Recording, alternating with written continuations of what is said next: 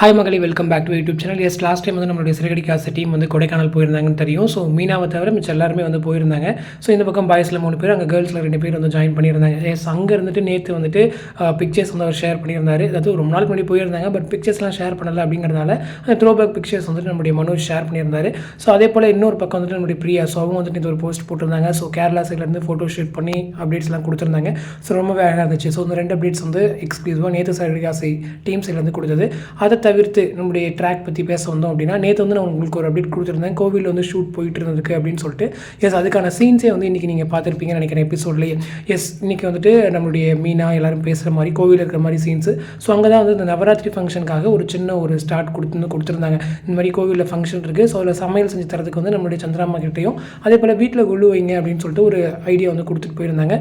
So அதை execute பண்ணுற மாதிரி தான் வந்து இந்த வாரம் ட்ராக் இருக்க போகுது அப்படின்ற மாதிரி ஃபீல் ஆகுது. அதே போல் நேற்றுமே நான் அப்டேட் கொடுத்துருந்தேன், ஒரு ஃபங்க்ஷன் ட்ராக் வந்து அப்கமிங்கில் வருது அப்படின்னு சொல்லிட்டு. எஸ், அந்த ஃபங்க்ஷன் ட்ராக் இந்த நவராத்திரி குழு அந்த ரிலேட்டடாக தான் இருக்க போகுதுன்றது இன்றைக்கி எபிசோட் மூலியமாகவே நமக்கு கன்ஃபார்ம் ஆயிடுச்சு. ஸோ ஃபங்க்ஷன் ட்ராக் வருது அப்படின்னு சொன்னாலே ஒரு ஹை வோல்டேஜ் ட்ராக் கண்டிப்பாக வரும். அதுவும் இல்லாமல் இந்த எபிசோட்ஸில் வந்து இப்போ தான் எடுத்துகிட்டு இருக்காங்க. ஸோ கொஞ்ச நாள் அப்படி உடனே எடுத்து ஷூட் பண்ணி கொடுத்துட்டு இருக்காங்க. ஸோ அப்போ முன்னாடி எடுத்து வச்ச எபிசோடில் ஏதோ ஒன்று வந்து பெண்டிங்கில் இருக்குது, அது வந்து லேட்டராக வந்து கொண்டு வருவாங்க. ஸோ எப்பயுமே அவங்க பண்ணுறது தான், அது முன்ன பின்ன கொஞ்சம் எடுத்து அதை ஸ்வாப் பண்ணி தான் வந்து எபிசோட் டெலகாஸ்ட் பண்ணிட்டு இருக்காங்க. ஸோ இந்த நவராத்திரி ஃபங்க்ஷனை எவ்வளோ சீக்கிரம் கொண்டு வராங்கிறத வெயிட் பண்ணி பார்ப்போம். ஏன்னா 2 வீக்ஸில் இருக்குது இல்லையா நவராத்திரி ஃபங்க்ஷன். ஸோ அதுக்காக தான் வந்துட்டு இவ்வளோ பிளான் பண்ணுறாங்க.